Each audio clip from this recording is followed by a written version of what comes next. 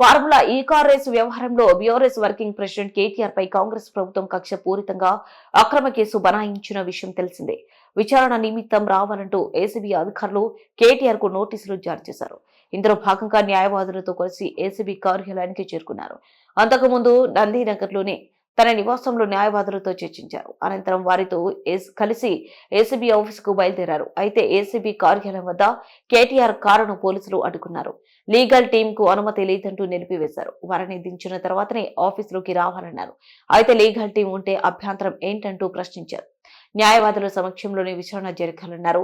పోలీసులపై నమ్మకం లేదు కాబట్టి లాయర్లతో వచ్చానన్నారు. లీగల్ టీంతో రావద్దని నోటీసులు ఉంటే చూపించాలని పోలీసులు అధికారులను ప్రశ్నించారు. ఎక్స్టెన్సివ్ ఆర్గ్యుమెంట్స్ ఏసీబీ చేసి జడ్జిమెంట్ రిజర్వ్ అయిన తర్వాత అవసరం పిలిచి అయినా వచ్చినాక మీరు నా లాయర్ రాకూడదు అంటే నేను ఇన్ రైటింగ్ ఇవ్వండి, లాయర్ రాకూడదు ఇన్ రైటింగ్ ఇవ్వండి, నేను ఉంటాను ఇక్కడ వెయిట్ చేస్తాను. రోడ్డు మీద ఇక్కడ కూర్చొని ఇన్ రైటింగ్ ఇవ్వమంటే లాయర్ రావడానికి వీల్లేదు. లేదంటే మీరు ఉంటే వెళ్ళిపోతాం. లేదు మీకు లెటర్ ఇచ్చి వెళ్ళిపోమంటే మీకే లెటర్ ఇచ్చి వెళ్ళిపోలేదు.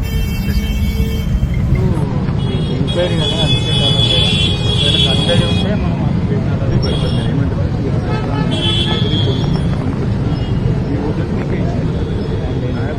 మీరు రండి సార్, అంతా కాదు కదా.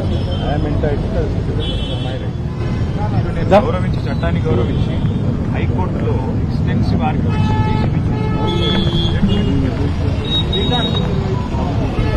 వెళ్ళమంటే వెళ్ళిపోతాను. మీ ఇష్టం. I have to do this. ఇటు వెళ్ళిపోమంటే ఇటు వెళ్ళిపోతాను. You have no right to arrest me. I have right to an advocate. ఎవరు చెప్పి ఇన్ రైటింగ్ ఏంటి నాకు పద్ధతి కాదు కదా. మర్యాదగా మీతో కోఆపరేట్ చేస్తుంటే మీరు ఇంతమందిని పెట్టి హడావుడి ఎందుకు చెప్పండి. Right to an advocate. ఆడ పోయినాక వాళ్ళని చెప్పండి. మీరే మీకు చెప్తుంది AC you're not ACB, small ACB. అడిగినా సార్, నేను అడిగినాకనే వాళ్ళు చెప్పండి నాకు. నేను వాళ్ళని అడుగుతాను కదా, వాళ్ళు చెప్పండి నాకు. లేదంటే ఇటు వెళ్ళిపోతాను. మరి మీ ఇష్టం. It's your wish.